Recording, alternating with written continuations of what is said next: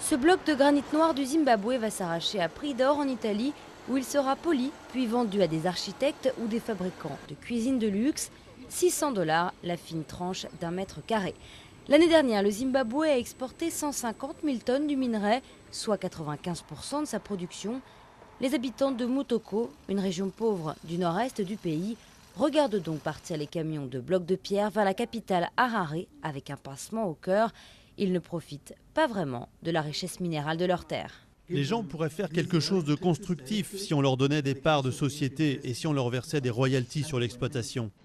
Depuis 1995, le granit noir est devenu un minerai et plus une pierre. Une nuance qui a son importance. Avant, les groupes miniers versaient leurs impôts aux conseils locaux. Désormais, les royalties vont à l'État. Elles échappent donc aux communautés. La compagnie minière, elle, estime faire tout ce qu'elle peut.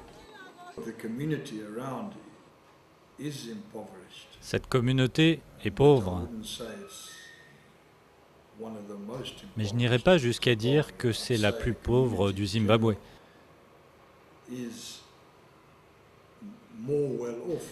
Il semble d'ailleurs qu'il se porte mieux grâce à la mine qui a créé des emplois. Le groupe emploie en effet 450 personnes et leur apporte de l'aide en cas de besoin. Quand j'ai un problème, la société m'aide à payer mes transports ou me fait un prêt.